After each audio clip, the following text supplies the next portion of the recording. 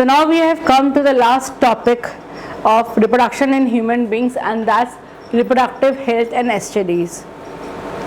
We must all know that the act of reproduction affects the sexual health of the individuals involved in the sexual act. So if they are not prepared physically and mentally for the copulation and for bearing a child in the future, it affects them badly. So that's why if they are not prepared, we need to control the birth, that means the production of the next generation or the progeny. That means somewhere the unwanted pregnancies needs to be controlled, and that's where the birth control methods come into limelight. So how the birth control methods are of different kind, and what are the various methods which can be adopted by the couples so as to prevent the birth. Again, why this birth control is important? The one reason is there that in case where the parents are not mature enough, for example, in case the parent is around 14 or 15 years of age, then we need to control the birth. And at the same time, it may happen that the female is a rape victim. In that case also we need to control the birth. At the same time, we also need to control the birth so as to have the population control, so that the population doesn't rise too much. That's why, again, when I have discussed all these cases, there is a difference. When I talk about, like in case of rape victims, then already the sperms have gone inside the body, so what can be prevented is the fertilization process.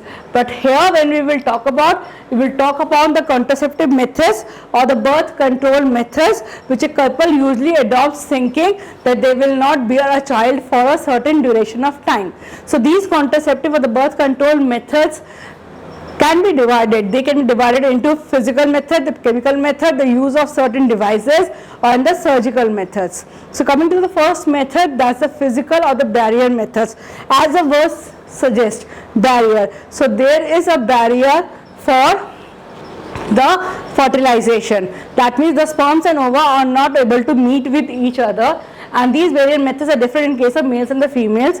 In case of males, these are the condoms which are worn over the penis, so that the sperms are not released in the vagina or the female genital tract. So in that case, automatically the sperms will not be released and will not be able to meet the ova.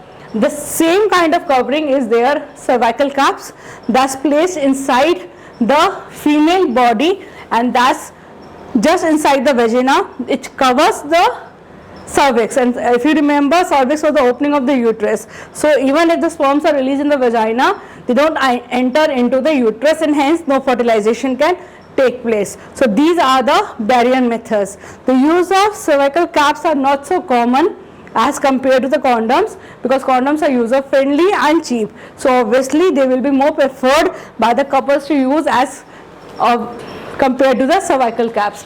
When we come to the chemical method, the chemical methods are usually the chemicals in the form of the oral pills. So how do they work? They alter the chemistry, the hormones, and when they alter the hormones, what happens? The ovulation is prevented. That means egg will not be formed. So when egg will not be formed, so there will be no chances of fertilization. But as we have taken inside some chemicals, so there are certain side effects of the oral pills taken by the woman to control the birth.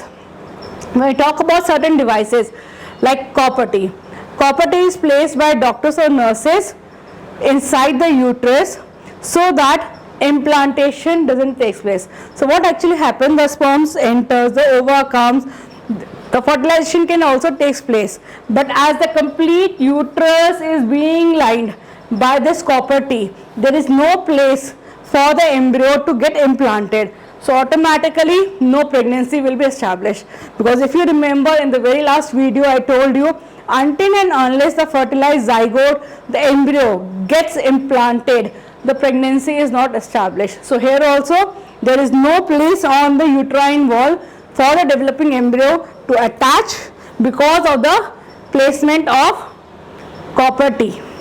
Okay, but again, as is an external device placed in the female body, so there is a lot of irritation being caused by the device. Here, why copper T? Because copper ions are spermicidal. So whenever the sperms come in contact with copper, so it reduces the sperm count by harming them and making them non-viable. The last method is a surgical method. In the surgical method, this is being adopted by couples when they have decided that they will not be having any more child in their lifetime. So this is a sort of permanent method in which the tubes, here when I talk about vasectomy, it's in males. Here the vast difference is cut and tied so that the sperms loses the connection to the urethra. And when I talk about the females, the fallopian tube is cut and tied so that when the ova is released, they never reach the site of fertilization. So when it is being done, which means that now the couples will never be able to produce a child in their life again. So this is a permanent method of birth control, but these are the temporary methods and these can be withdrawn when the couple decide to go for a child and a gap is being maintained in their two children also.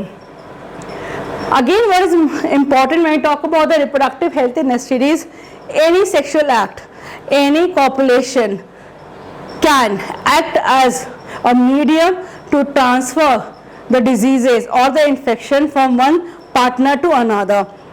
If a partner has a bacterial infection or viral infection, it can get transferred to the partner, and these are known as sexually transmitted disease. It can be caused by a virus, it can be caused by a bacteria. The examples of these STDs are syphilis and gonorrhea in case of bacteria, and in case of virus it's warts and AIDS. AIDS is the more common and heard about and a deadly disease.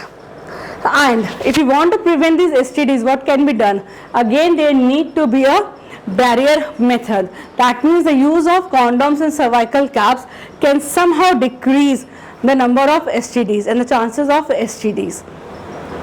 In all these things, a thing which is not being mentioned here and a thing which is being heard a lot on TVs and every new generation person is aware of is I-pill. So many times a question is being asked by my students, where comes the I-pills? Where do we use the I-pills? So I-pills are absolutely not the method of the population control, dear students. You should understand that. I-pill is just an emergency contraceptive pill. That means that can be used by a rape victim.